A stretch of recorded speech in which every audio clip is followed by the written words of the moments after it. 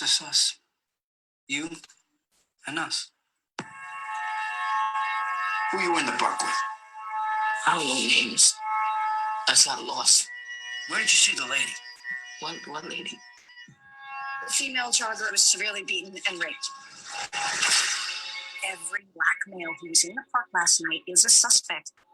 I need all of them. What's going on with my son? Your son was involved in rape in Central Park. No, Wait a minute. Wait a second. They saw you rape the lady. I didn't see a lady or hit anyone. I didn't see any lady, Kevin. I didn't see any lady. I want to see my son right now. Right now.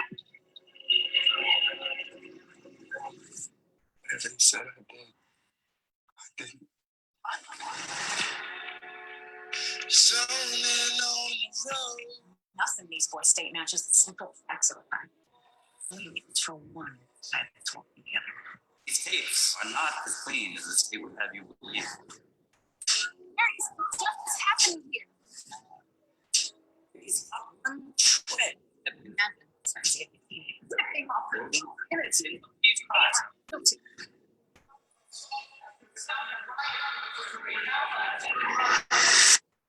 They didn't do us like this. Not the way they ever do it.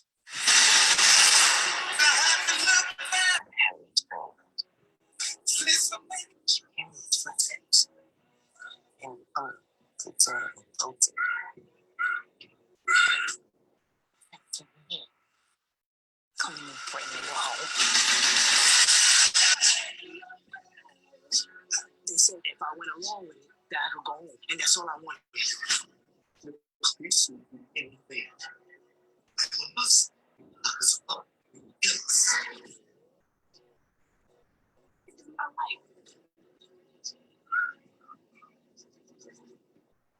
I don't think we should admit to something that we didn't do. Okay, we keep fighting.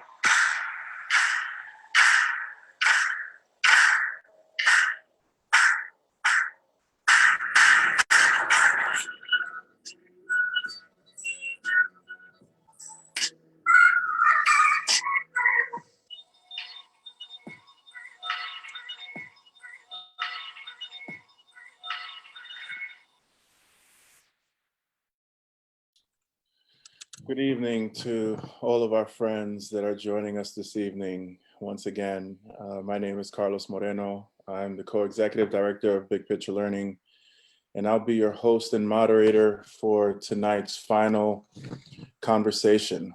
And for this specific important conversation, as we conclude our 5-part discussion around the powerful and beautifully told story of the Exonerated Five.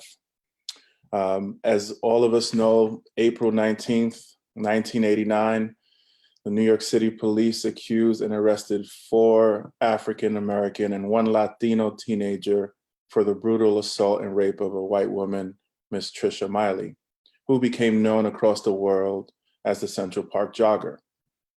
The trial of the Central Park Five in the courts and in the media became one of the most famous of the 20th century. As it was the case with the Scottsboro Nine and countless other cases, racism carried more weight than the evidence or any hope of a fair trial for these 5 defendants. These young brothers, Raymond Santana Jr., Yusef Salaam, Corey Wise, Antron McCray, and Kevin Richardson. And do believe it's important that we always remember their names and say their names so that they know and remember that we see them. Spent between 6 and 13 years in prison, and they were only exonerated and released after Matias Reyes, a convicted murderer and serial rapist in prison, confessed to the crime, and DNA evidence confirmed his guilt. Ava DuVernay's When They See Us, as we all know, is without a doubt difficult to watch. But that makes it all the more necessary for us to discuss. Anyone interested in having an authentic conversation about what it means to be a progressive, equity-driven educator has to come to terms with the ways in which our Black and brown youth have to move through their lives with caution, with care, and with an air of paranoia and distrust. Distrust of adults, of law enforcement, of the very system they've been told has been designed to both serve and protect and educate them. So for tonight's final conversation, I am deeply honored to be in the company of two tremendous educators and leaders who will be sharing their thoughts around the events of the series. We'll hear how they, as folks with decades of experience in education and in leadership, experienced this series, what they believe is the role of schools given these realities for our young people, and where do we go from here. Excited to introduce you all to Mr. Michael Lipsett. Michael is the former acting executive director for the High School of Recording Arts Los Angeles pilot program, and currently serves as the lead impact catalyst for the High School for Recording Arts charter network provider. Michael is also the founder of the Patlet podcast, which covers the arts and education and is currently finishing its 4th season, and co-founder and co-host of Rude, the podcast, a social justice podcast for the next generation. Michael is a graduate of the Harvard Graduate School of Education's program in the arts and education, and a PhD candidate at McGill University, where he is researching the role of hip-hop based teaching artists in a public school turnaround effort. We also have with us today Tracy Davis. As the former superintendent of the Washoe County School District in Reno, Nevada, Tracy Davis has served more than 64,000 students, their families, and more than 8,000 employees. Her transformational and passionate educational leadership has resulted in sweeping gains in student achievement and performance as the district works toward its goal of every child by name and face to graduation. Superintendent Davis was awarded the Nevada National Distinguished Principal Award in 2011 for her efforts to transform an at-promise school to a high-achieving school in Clark County.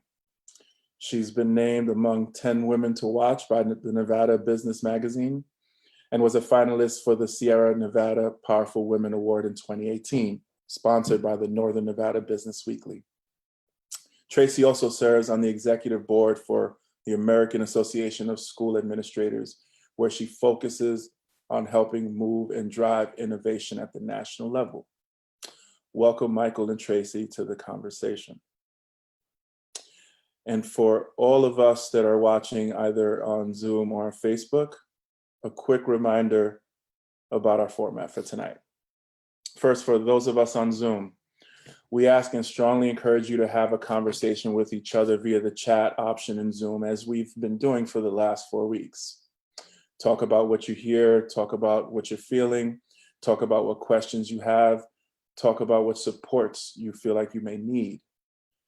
You can also directly post questions for any of the panelists by either sending a Q&A option or a question through the Q&A option, or raising your hand through the Zoom option as well. The difference in this week is, instead of Chris Jackson, my co-conspirator in this series, sharing your question on your behalf, we're gonna introduce you into the conversation where you just kind of jump on video and you get to ask your question and engage in the conversation at the end. So please consider doing that as the conversations continue to move. We also encourage our Facebook Live viewers to do the same in terms of participating in conversations through Facebook Live. Please engage with each other, comment on each other's, respond on each other's comments, and keep that conversation going and living there. With that, I think it's time for us to get started. Michael and Tracy, thank you again for being with us.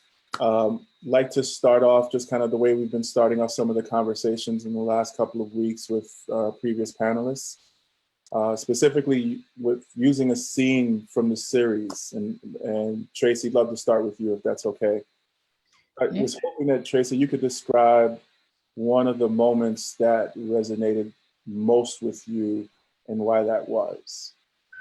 I think it was I think it was the second episode when Yusuf's mother runs in and she's like, "You're not gonna take my baby. You're not going to interview him." And And there's this exchange between her and the policewoman, and the policewoman's kind of doubling down, and she's like, well, I'm a triple down. And she goes in there and she gets her baby, and while she's getting her baby, he goes, well, he's 16 and he already signed this. And she was like, and like, he is leaving here today.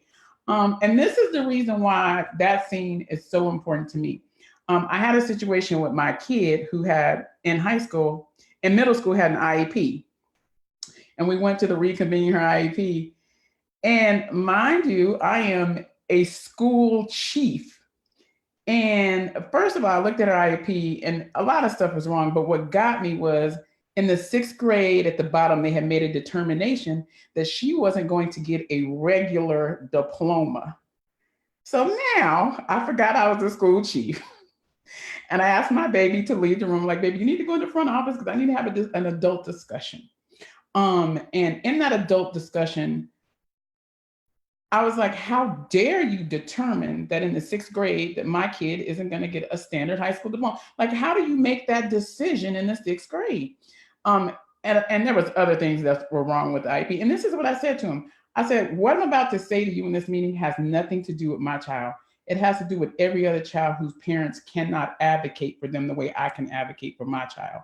And you see that in the movie. There's people who don't have the skill sets to advocate, so they get railroaded, right? But at least she had enough knowledge to know that she wasn't gonna get railroaded. And I think about that piece, how do we equip our parents and our families? Because parent engagement is a big deal to me as I apply what I saw in the movie to what happens in our schools.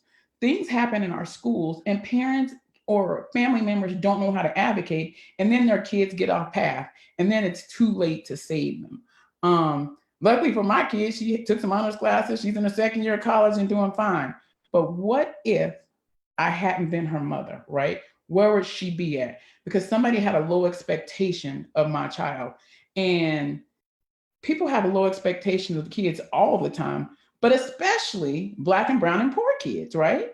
And how do we change that mindset to a growth mindset for every kid as we talk about equitable outcomes? So that's saying, like, I played it back. I was like, go get your baby, because we have to go get our babies because they don't know how to champion for themselves, right? Sometimes. And they might be telling their truth, and the adult has the power in that. And so they need adults who can come with some power also. So that was my favorite scene in the movie. Oh, that's a quite a memorable scene. Recall that it took, I think it was Sharon Salam, right? It's Yusef Salam's mom. It took her threatening to go to the media. Right. New York. Because what they were doing is they were going off of, Yusef had a bus pass that kind of where he put it. He was a little older than he was, but yet they still question him. And it took her threatening to go to the media. So no, I appreciate that. Michael, on your end, I know that I just also want to acknowledge, Michael, you before this series launched, you reached out and you wanted in on this conversation. So I just want to acknowledge and appreciate that, man, because you wanted to dive right in from the jump. So would love to hear from you, because I know it definitely touched a nerve. So would love to hear which scene resonated most for you. Yeah, absolutely. And thank you so much for having me. I appreciate that. And thank you for sharing your favorite scene too, Tracy. I agree that was extremely powerful. I think that it illuminated the ways in which literacy is necessary beyond reading and writing, right? How are people's literacy levels contributing to their abilities or inabilities to navigate certain systems like the education system or the prison industrial complex? The scene that stood out to me most was a different scene, but also from episode 2.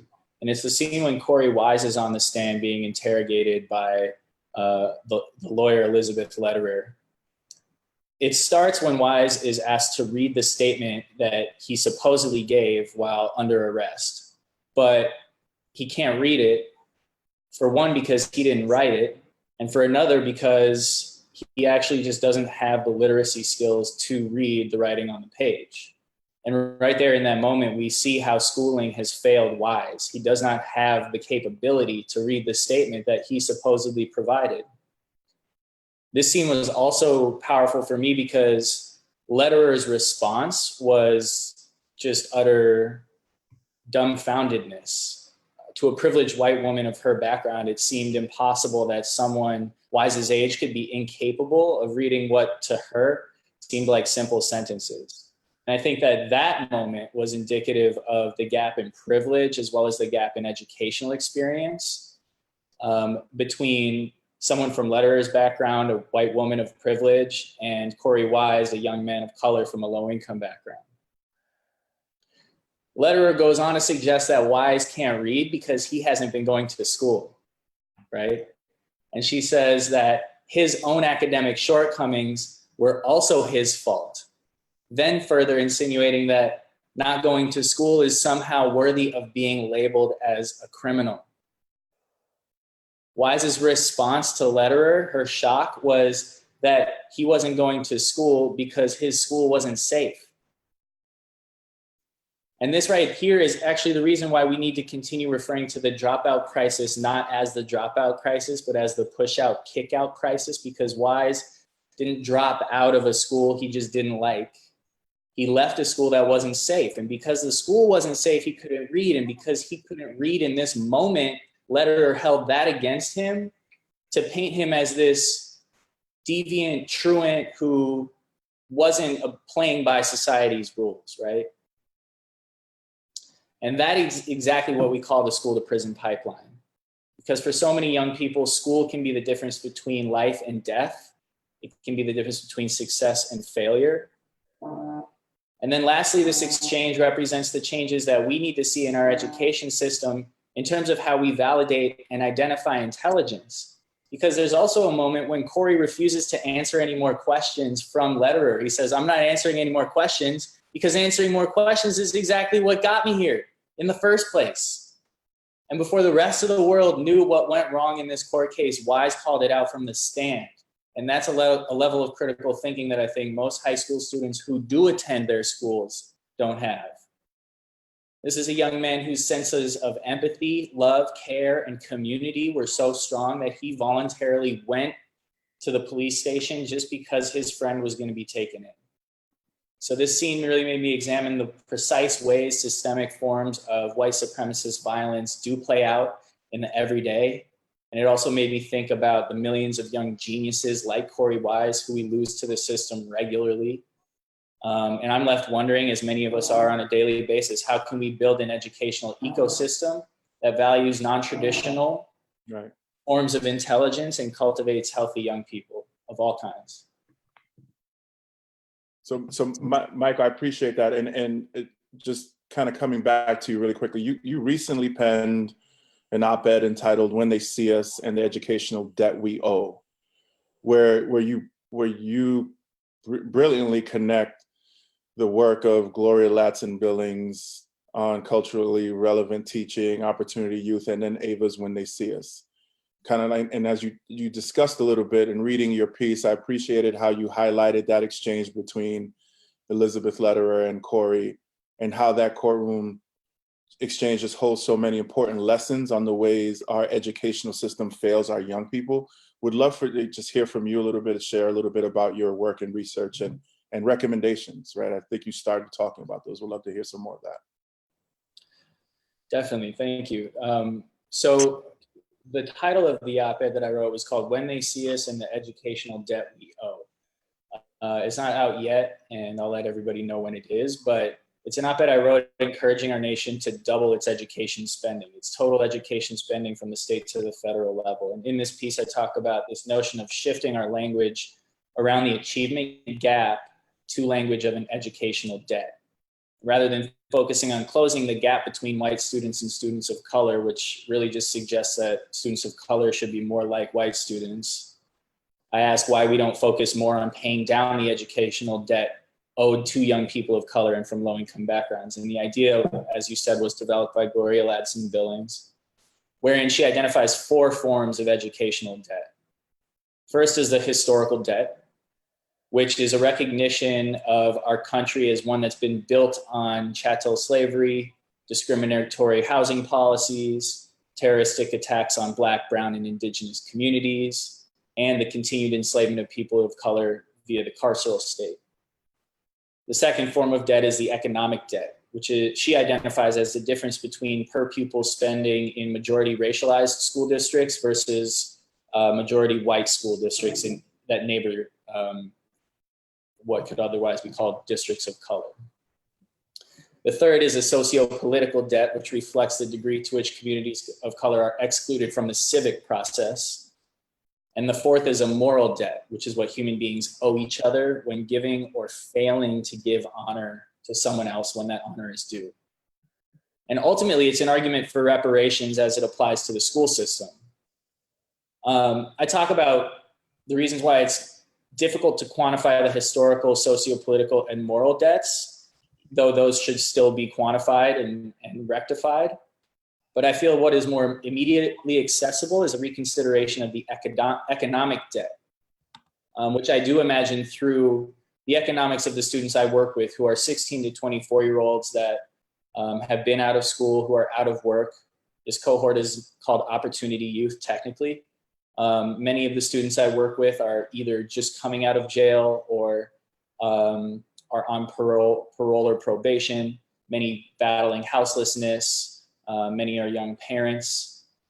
And what we know about the annual cohort of Opportunity Youth is that each year, what is called the social burden of this cohort is valued at $1.57 trillion. Now that is the amount of money that we pay as taxpayers to support Opportunity Youth via the many social services that are needed in order to make up for the harm done to our young people once they leave school and before.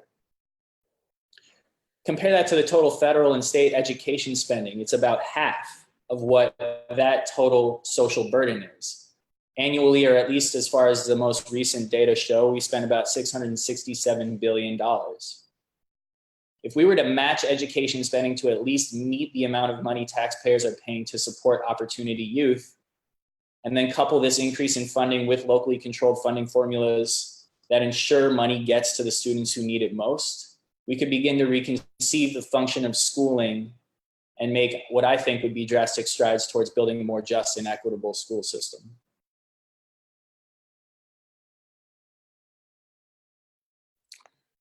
So I appreciate that the dive into academia, right, and just kind of laying that out for us in that way, and clearly well researched. Tracy, would love to welcome you in as, again, someone that has led this work and across a large system. You know, comments. I think you've also read some of Michael's kind of research in his work. Would love to kind of get your thoughts on, like, what does this look like and feel like with boots on the ground across a large system a bit, please. And Michael, thank you, because your first scene was my second scene, but what I realized was it had so many tentacles and I had so many issues with that I could just do the hour show by myself, because of what it represented for children and historically around literacy, because we have a 400-year receipt of literacy as the oppression, because they did not want us to be able to read and learn as slaves, right? And if you take reading away, what happens to children?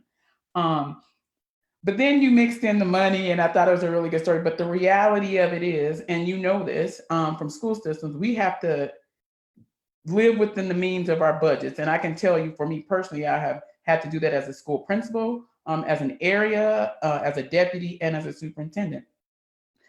So when you have to work within the lanes of what you have, then you have to change your thought process, and you talk about equity. And this is when things get a little challenging. So when we think about the picture we see with usually 3 kids in equity, and they give them all a stare, and you got to give them a different one, right? That's where we live at, right? Michael, where you want to live at is you want to take the fence away. We shouldn't have those barriers, right? Like, that's where you're getting to. Like, we don't even need a fence. So we shouldn't be talking about what size stools we get each kid, but we're not there yet. The problem with when we look at that is, how do people in the system understand that and own that? Because that is a difficult conversation when you have to talk about institutional equity, we talk about personal equity, we talk about professional equity, and what all those pieces roll up to build into a larger system. And when you're the leader, it's like, I'm on the cruise ship, right? you know how hard it is to turn a boat, right? When you're trying to, like, it's forever. So you got to deploy all those little boats out. And how do you get all those people to truly believe in the work that you're doing, for the success of every kid? When Carlos we talked about every child by name and face to graduation. Anybody knows me who knows that my belief is achievement is not a place, it's a belief. So no matter who walks through your doors, whatever they come with, we have an opportunity to give them what they need in spite of whatever we lack. We can do that. But how do you get bona fide, strong educators who believe in every child, who can put their implicit biases on the back to serve kids? And I always tell the story of we all have implicit biases. Has nothing to do with race, because I got some of my own implicit biases that I work on.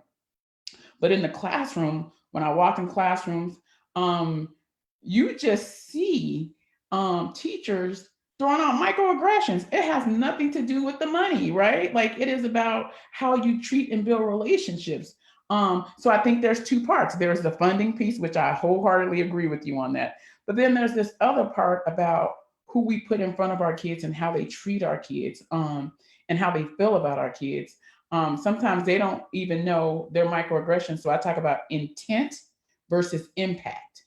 Because sometimes I don't think their intent is malicious, but the impact is so devastating that we got to do a lot of work around that.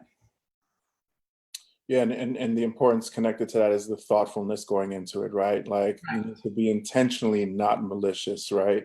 Right. And intentional in all your actions. So Tracy, coming back to you real quick. So I want to show this quick image, which I think is a really important one. I shared this in the first conversation I had with Chris Emdin and Donique Dali. So this image specifically captures Michael K. Williams, who plays Bobby McRae, Antron McRae's father, who is explaining to him that there are 3 things that the police can and will do to people of color. They will lie on us, they will lock us up, and they will kill us. And we can argue, agree, disagree that schools, when at their very worst, do this to the spirit and soul of our young people, especially to our Black and brown young men. How do we address the systemic challenge across schools, right? How do we begin doing this at a systemic level?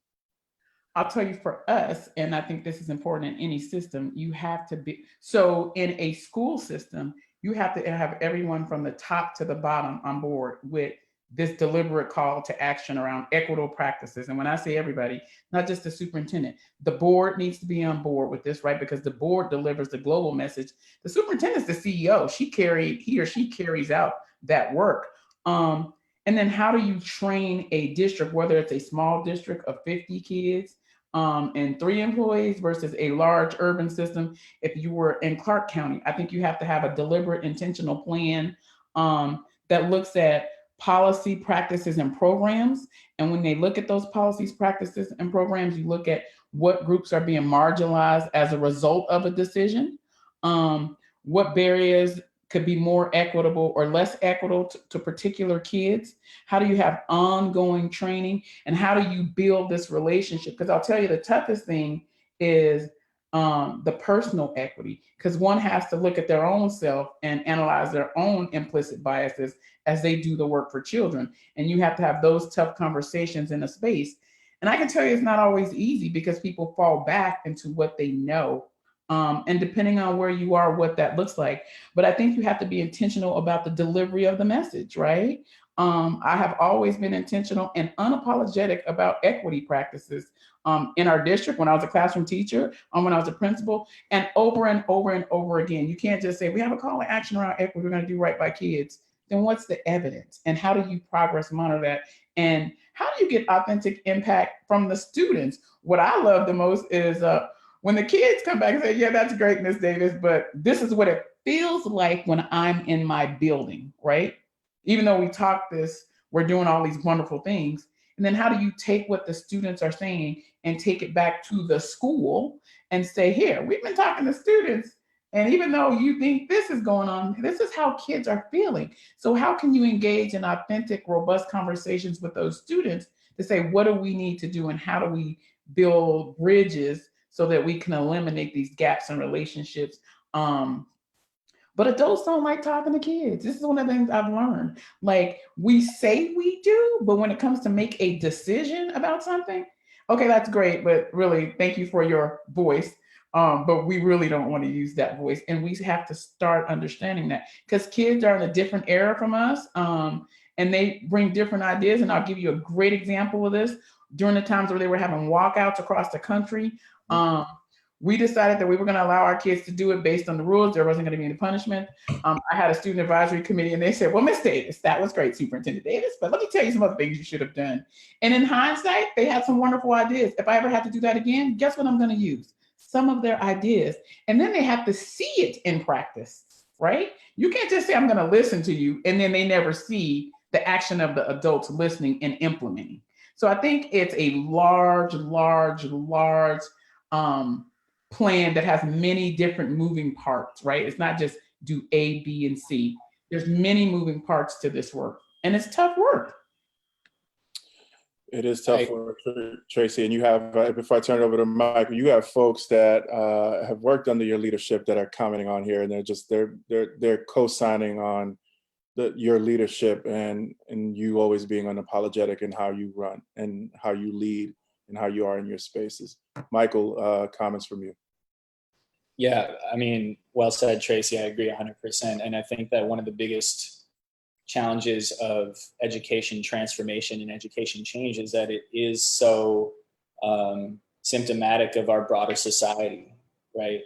And many of the challenges that we have in schools are challenges that begin outside of the walls of the school. And so when we talk about school change, we're talking about raising young people who are then going to go out and change the world. But we're also talking about taking the adults who have been affected by the world already and working with them to reconfigure their notions and our notions of growth, notions of learning, and so forth. And that's really difficult when we also know that the majority of educators, classroom teachers, are white, and white people don't really respond well to compulsory anti-racism training. In fact, it often will push white folks towards a more, deepened state of fragility and towards a more defensive place. Sometimes it's successful. Oftentimes it's not. I did have some notes on how we can address systemic challenges to the school to prison pipeline. One, I think, is we want to empower educators with transformative justice practices. Restorative justice practices are incredible. I think that it's important to use practices, however, that are going above and beyond the normal approach we might take through restorative justice that would fix what was broken and actually seeks a better future. How do we transform that change? I'd like to see us reconsider what it means to be an educational institution. Rather than a school in charge of educating our students, we are now seeing schools provide wraparound services and a continuum of care across their profile of offerings that can really hold a student regardless of what background they're coming from. And schools who are able to do that see a lot more success in terms of keeping students engaged, keeping students in school, and, as Tracy was saying, reaching out to families and parents and getting the whole community involved. I think it's important that we provide educators with the resources that we need to process secondary trauma, because before we can really work with others to deal with the experiences that they've had, we've got to be right with ourselves. And I think that it's also really important to remove the presence of police from schools, right? And if we are going to consider the presence of police in schools, is the officer or officers handpicked by the administration, and there's a deep conversation ahead of time about what it looks like to respect young people, what use of force means? Is there a concerted effort to make sure that that person is the right person to be around young people? And I'll stop there. Okay, thanks, Michael. Tracy, go ahead. Just really fast, the removal of police officers, because that has been a strong conversation in this country in the wake of school shootings, and for those school districts, like my former school district, who have their own police department. One of the things I think, and you kind of alluded to this, Chris, is if you're going to have a police department, how do police officers build relationships with kids? I can tell you that our police officers did a phenomenal job, but they went to equity training. They were further ahead in the equity training in our school police than the district was. And they did social emotional learning training. And when you get officers in that space and understand kids, because I don't understand when schools have officers putting handcuffs on kindergartners, right? Like there's some crazy stories out there. We shouldn't allow that. And we have to give those officers the same kind of trainings that we give our teachers. And I say this because I think the lunch lady, the bus driver, everyone needs the training in the organization. It should not be just on the shoulders of the administrators and the teachers. It's fascinating. We touched on this, on the topic of police officers in schools in our third conversation. We had a series of folks. We had someone that was a police captain, a couple of folks that that were in kind of the judicial system, a defense attorney, a phenomenal, brilliant young woman who is a law student. And there were some really strong opinions around the role of police officers in schools. So it was unfortunate that conversation had to actually end. I'm going to shift a little bit real quick and just remind folks. I see Chris is kind of reminding everyone on the Zoom chat that if you are interested in joining in on the conversation, and us inviting you into actually being part of the conversation, please let him know by raising your hand through the Zoom option, so that we can get you in, as we have a couple of more questions for our panelists, and then we're going to try to open it up and see how much time we have. All right, so Tracy, coming back, right? The system clearly failed these young men, right? As the system has failed hundreds of thousands of young men, period. And in addition to all the heartbreak, all the pain, I was completely also blown away by how many people were complicit by their silence, right? And we always talk, and I think for a lot of us kind of in this work, we know that is oftentimes just as damaging, if not more so, than those that are spewing kind of negativity and negative rhetoric, right? So Raymond Santana, one of the exonerated five, was quoted saying that the system, or society, if you will, doesn't want our young men to occupy a college classroom or occupy a college dorm room. It wants us to occupy a jail cell.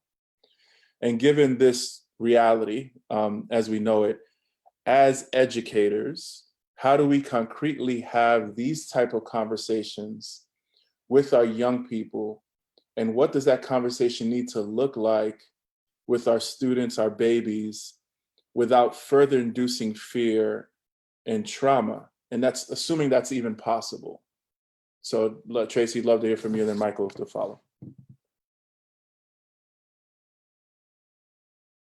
Tracy, you are muted, and you're giving us some brilliance right now. I was giving you some brilliance. I'm gonna go personally because we have a lot of males in our family that I affectionately call the Davis boys. And so there has to be some balance between like outside of the school, home life, because the truth of the matter is the rules are not the same in America for Black and brown kids or their white kids, right? And we have to teach our kids a different set of rules. We got to teach them how to get home safely. The rules don't apply to me like my counterpart in a similar position. How do we talk to them about it, but have them understand it? But I think there's so many pieces to it. College, to me, is for every student who wants to go. This is my belief, and this is what I will tell everybody. Every kid who goes to school should have an opportunity to go to college if they want to go to college. That doesn't mean every kid's going to go to college. There are going to be kids who go into workforce. There's going to be kids who go into the military and do fine, but they need all the necessary skills. But when kids believe it's not for them, the question is, when did that happen where they believe that? I was sitting in a room with some university presidents, and they were talking about graduation rate of minority males and females. And they were talking like all this noise. And I was like flabbergasted, because what I said to them is Spelman not having no problems graduating them. Morehouse not having no problems graduating Black and brown kids. So the question is not about what is wrong with the kids.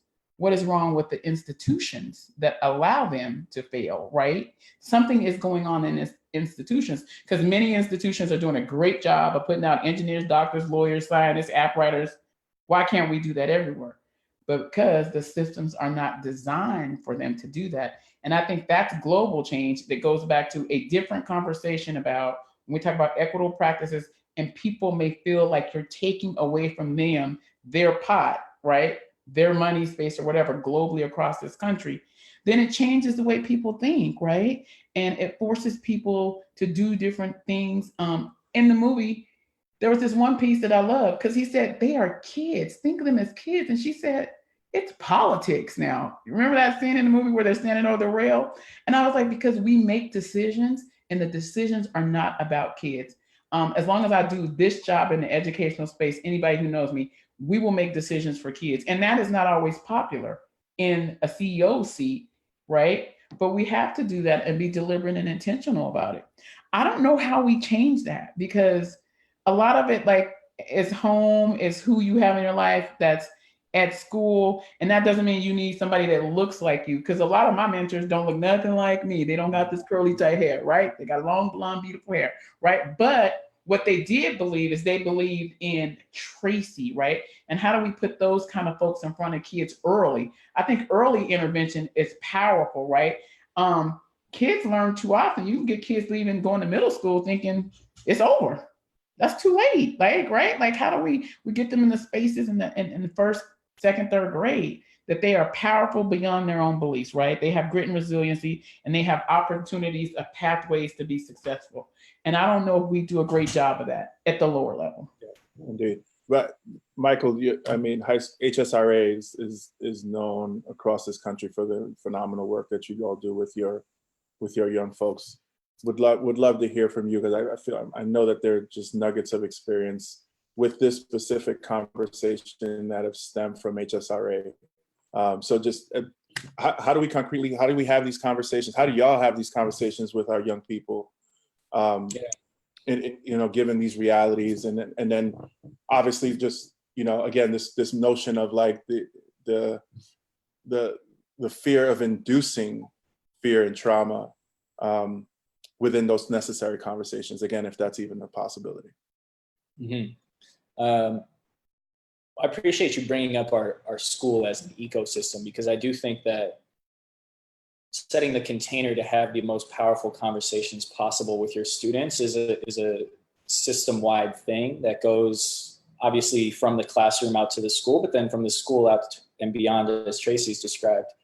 At HSRA, we offer a class annually called Know Your Rights. And we've been offering that class for well over a decade. And that's a class that is all about having conversations around what to do when you're stopped by police, having conversations around the ways Black and brown youth are treated differently by police and the criminal justice system, the criminal injustice system. And so I think that when you're considering these conversations, think about yourself first. Have you had these conversations with yourself? And this is just my advice. But then also think about whether you're having these conversations within your school, because if you're not, there's a whole lot of work you're going to have to do with your young people to get even close to the topic you want to get to before you can have the real conversation, because it's not likely happening outside of your classroom. And I think that at HSRA, we do, I think, a good job of setting this understanding that this work is never finished. Our work as educators is never finished. Their work as students is never finished. We want them to become lifelong learners. And trying to reach this sort of like pinnacle of wokeness, or trying to reach the most critically conscious place, just isn't a thing for us. Instead, it's like, well, how are you doing today? And what are we going to do in order to be right by our neighbor and our community and each other? And I think that we also espouse this notion of safer spaces rather than safe spaces, knowing that even with the most skilled facilitator in the most primed culture, things can still go wrong. Stuff can still go down, and trauma can still be re-triggered. So, or triggered rather. I think safer spaces helps reify the broader understanding that the work is never finished. Right on. And the chat is ablaze following both your comments, Michael, and also Tracy's. Want to highlight one from my sister colleague, Eunice Mitchell, where she commented, she said, it's brilliant to teach what is needed in the schools. Why don't we do this in all of our schools? It's I think the eternal question that we ask when we see such successful models, such as HSRA and other nationally recognized schools, and even schools that are kind of just operating in their own spaces, kind of doing the work, but we're not elevating appropriately those practices for whatever reason. So want to transition us a little bit because I do know that we have a couple of folks that are going to jump in on the conversation and add some comments. So I'm going to turn it over to Chris as we invite who I believe might be our friend Brenda Diaz, maybe. Yeah, leave it to us, Carlos, to wait until the very last session to introduce a new technological aspect. So hoping that this works. I'm pretty confident it is, but I'm pleased that, Brenda, I think that you've been here for each discussion, and I'm happy to invite you to be our first on-camera questioner. Let's see if it works.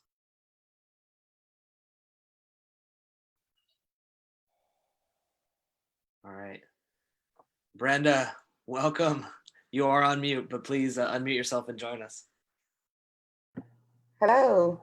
Hello. Hey, Brenda. Hello, how are you? Doing great. We're doing great. Good. Welcome to the conversation. Love to share your comment or question with us. I guess my question is, the one that I ponder mostly is sitting in the role of a principal of a public school where you are grappling with how do you make sure that you're exemplifying equity in all of your decisions. And when you find yourself challenged with seeing students not always being treated fairly, and then challenging those systems, but still remaining, I guess, in a way, not neutral, but also making sure that you are speaking up for kids. How do you make sure you're living and doing that fight every day? It's just a difficult space sometimes, because I find myself sometimes speaking to mothers, wanting to inform them of the best way to advocate for their children, but then also being caught up in policy decisions that you don't want to cross certain lines, but you know that there may not be equitable decisions that their children are facing. So how do you deal with those battles daily when you're sitting in those seats? Great question, Brenda. Superintendent Davis, would you like to comment first, given your expertise? And you are on mute.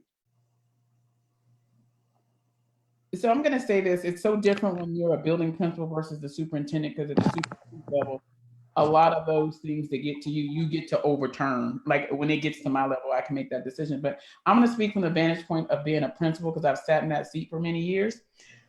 I would always tell us we have to do what's right, and we understand policies and practices, right? But those of us who are keen to understand them also understand how you can work around those policies and practices, and how you have those discussions with individuals who may, let's just talk about kicking a kid out of school for something, right? When you know if that kid gets kicked out of school, they ain't gonna never come back, right? But whatever they did might subject them to that based on your policy. We sit down and have, is there an alternative, right? That we can both be happy. As the leader of this building, we need kids to be successful. Every time we do something to put the kids out, that's not gonna make the kids. So how can we do this together? I think the answer is always back to do what's right for kids, but making this decision not about you, but about the team making a decision about what's right for the kid. And you might lose that battle. I'm gonna tell you as the principal, I didn't win every one of them, right? But you start winning them, and then you coach a staff into activities around what happens when kids aren't here. So let me tell you what we did in elementary. We didn't have in-house in our district, but we created in-house in my school, right? Because we got to raise test scores. Kids ain't sitting in the seat getting instruction, then they're not learning. So why would we, our mission is to increase student achievement, yet we putting kids out of school. How does that work, right? what can we do as a team? And we created a space to keep kids in our building. I think if the team comes up with some of those answers, it becomes authentic and owned by everyone versus them just doing it in compliance because you said so. Yeah, and I would actually just second that. Anytime I'm faced with a really difficult decision, I do try to turn to my team to make sure that I'm not operating alone or in a silo. I think that, more heads, more thoughts, more opinions are better than one. And collectively, if you and your team are on the same page, you'll really think it through. And I think also it's important to note that these are just hard decisions. Like this is just every time, you're dealing with student lives, learning, growth, future outcomes, and so forth. And so it's nothing to be taken lightly, as you and our attendees already know. So yeah, I'll just second what Tracy said, and thank you for the question. The other thing I'll add, Brenda, just putting on my principal hat on for a second before we invite the next person, is that there's always this space for challenge, and the importance of the principal, right? In a school, in a community, is that all eyes are on you, right? And folks are watching you, from your students to your staff, and how you move, how you fight, what you argue for. And to Tracy's point, you may not win every single battle, but the fact that you're applying pressure at your level for what's right on behalf of your community and your school, it's that constant push and pressure that needs to be applied at all levels, right? And then you start gaining those wins, right? You won't win every single one, but what you do start seeing is, over time, is folks understanding where you're coming from, this clear communication around like the purpose for your push and your fight and what you're advocating for. The other piece is also, I'll share this because I can share this, right? It's like there's this piece around the letter of the law, right? And following the letter of the law, and then following the spirit of the law, right? So without going into too much details, I have a superintendent on the line, right? So I'm not going to get into that, but there is something around your kingdom and your queendom, which is your school, and where you can move and you can operate. The same thing for a classroom teacher in many cases, is how do you push, advocate, and really make moves on behalf of your students. Thank you for that. I just really believe that the most impactful part of the movie for me was seeing how parents did not know how to advocate for their children. Mm-hmm. And because of that, I know from time to time, if as a principal, I can get into the ear of a lot of our mothers of what they can do to keep students and their children on the right track, I think that becomes another piece of the work of a school leader, is helping parents see that your voice carries so much more weight. And just seeing those mothers not knowing that they had power to keep their sons on from going down that road, it was hurtful. And no one was there to kind of guide them through that. So that was one of the most impactful parts of the movie for me. Totally. Tracy, I see you unmuting, but you know what? I'm gonna let you go because I know we got people asking questions. I have people saying this should have been 2 or 3 hours. They mad about it. Indeed. The only thing I would add to that, Brenda, just knowing your work, we know that we are here to serve our communities in our work. That's our role. That's our responsibility, right? Ultimately, the district, the school is there to serve the broader community. So, Chris, time for one more. Yeah, and I just want to say that, I feel like the way that Brenda has added to the chat, I have heard that sort of resonating with you the whole way, Brenda, which is like, what is our relationship to parents? Like, how do we make sure they're part of this conversation? It's happening in the chat now. I'll shout out my friend Lauren too, who is mentioning, there are schools out there that try to keep parents at an arm's distance and convince them that they know what's right. And then there are schools, and I think that we can give ourselves a plug, like Big Picture schools, that embrace this notion that you teach to the child, you teach to the family. So thank you, Brenda. I've really appreciated you in the chat. All right, let's close it out. We've got another Reno powerhouse joining us. If it works, we're going to invite in a friendly face, our friend Tracy. All right, Taylor, you're on mute. All right, can you hear me? Hello. Yes, welcome. There are amazing people on this panel, so thank you for giving us the opportunity to be a part of this. There's so much running through my head as a high school principal with this discussion, and being in the trenches with Tracy around equity work and truly advocating for our kids and listening to their voices.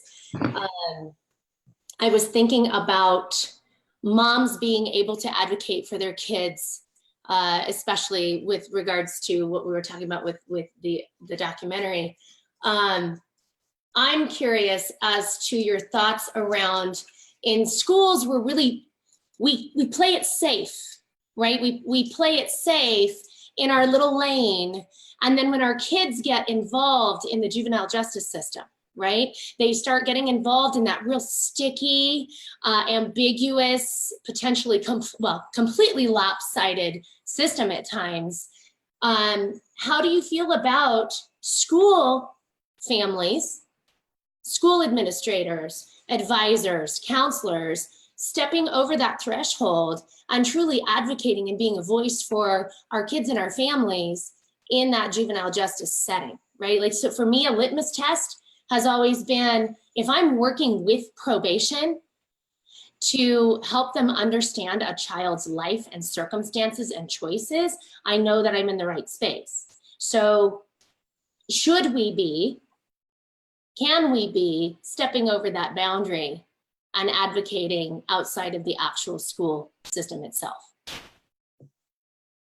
So thank you for that question. I think it's a great question. And it's one that this last year as a school leader, I dealt with regularly, having a number of students who were either on the cusp of coming off of probation or just starting probation and constantly being in conversation with their parole officers or probation officers. I think we have to consider ourselves involved, right? We have to consider ourselves implicated even in that boundary, because we know there is this thing that exists called the school to prison pipeline. And because we know the history of this country, right? Which is one that, and this is something that I've been thinking about a lot recently, right? Our schools, for some people, are this springboard into the most brilliant, positive future, empowered future that we could imagine. And for others, particularly Black and brown youth from low-income backgrounds, they are a door closed, and more abruptly, it's a life ended, right? And so I think that as people who take on the charge of caring for our youth and the future of our world, it's incumbent upon us to be involved and to be the representative. If we're capable of holding an asset-based view of our youth, to be the representative who carries that view into a world that is built on deficit, into courtrooms, into parole officers' offices, and to say, you know what, this student may not have shown up today or yesterday, but they're out trying to get a job, right? And I know for a fact it's hard because they're coming out of the criminal justice system. And yeah, I think we have to be advocates. Thank you for that question. Tracy, I will give you the final word before we move forward. So Michael, I want to thank you for being an outlier in your school, because some of the things you talked about, I thought, wow, that's super progressive. But if we go back to the end in mind, I think you should be out there building partnerships with various agencies to help students, because the purpose is to get the students to the end line. Like, we all want the same thing. We want to get kids to the finish line, want them to be successful, build relationships, feel loved, all those things. And we know we live in a time where that can't happen if we don't build relationships outside of the school community. It has to exist for some kids to be successful. And we know that outside the school community, people want to just go by the rigid rules. So I think it's important for us to go out and say, whoa, let's talk about this. Like, what are some other opportunities? Because we know the prison to pipeline is real for minority children of poverty, but it doesn't have to be. And my question is that how long are we going to keep talking about this prison to pipeline and what's going on in this country? And it didn't just start in this last decade. And when are we going to do something about it? Because we've talked about eliminating this thing and doing something about it, but we will be having the same conversation in 5 years. Some of us will, others of us will be closing those opportunity gaps. But how do we fix that thing? Because it's so real. And I think, Michael, when you talk about the money and all those pieces, I think that is a critical piece. But we have to build partnerships outside our school communities for kids to be successful. Absolutely. And I know that in all of our conversations, whether primarily through the chats that in the past 5 weeks now, there's been a request and a desire for some resources. So wanted to take a moment to kind of share a couple of resources with you all that we've kind of taken a look at and have curated, just so folks can access those. And I know that the school year for many of us has started or is about to begin, but wanted to highlight and elevate a couple of them. Facing History, tremendous resource that helps students learn about hatred and bigotry so they can stop them from happening in the future. There's tolerance.org, which seeks to help teachers and students challenge prejudice and learn how to be agents of change in their own lives. Since again, I just also want to recognize that these are some that many of folks I'm sure on this call are already quite familiar with. So, but hoping that this is new information and helpful for some folks that perhaps do not. There's Teaching Change, which encourages teachers and students to question and rethink the world inside and outside their classroom, build a more equitable, multicultural society, and become active global citizens. And then there's the Zen Ed project, which I'm personally pretty fond of, has introduced students to a more accurate, complex, and engaging understanding of history than is found in traditional textbooks and curricula. If folks want more of those details and weren't able to kind of follow on those, just please feel free to email Chris Jackson or myself, chris@bigpicturelearning.org, or carlos@bigpicturelearning.org. Happy to share those with you. 2 minutes over of our time, but I want to take a moment to thank you again, Tracy and Michael, just for your brilliance and for just kind of leaning in the way you all did, and to all the folks that took time on this Sunday evening to join us for the conversation, this final one.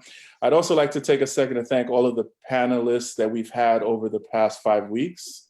One last time, Chris Emden, Donique Dolly, Dinah Becton Consuegra, Charmaine Mercer, Wisdom Powell, Jeremy Duru, Terry Allen, Jose Rodriguez, Natalia Marte, Sophia Irvin, Ryan Rivera, and Mr. Nasim Hamid. And to the hundreds of viewers and attendees that we've had join us faithfully via Zoom and Facebook Live, really appreciate y'all leaning in and being a part of this journey over the last couple of weeks. The Central Park Five never received an apology from the city of New York, though they were awarded a settlement. But we know that money can't buy back your youth, and money can't bring back fractured families, which is what the verdict and those moves and decisions did to those families. And as we've watched this movie in 4 parts, you really see the effect of this ordeal, this incarceration on the family. Family structure is broken apart. No amount of money can get that back. And that's what we always hear from the exonerated 5. So we salute them because it's merited, and their families for their commitment and their perseverance as they continue to power through. Just we need to acknowledge them for that. And there's very little evidence to dispute any belief that this could not absolutely happen again in another city, town, to similar Black and brown young people we all know and love. The question is, can we interrogate what's happened in the past to safeguard ourselves from it happening in the future? That's exactly why we all need to be students of our own histories and ensure that our young people do as well. When they know their history, they know their power. And we can only better the situation if we realize the details of what happened to them. This is why we've held this space over the past month. So in closing, let's just remember that when we see someone different from us, they should not reflect our fears, our anxieties, or our insecurities. When we see them, we should see our common humanity. We should always try to see ourselves. On behalf of all of us at Big Picture Learning, wishing you all a great night and a great rest of the week. Peace.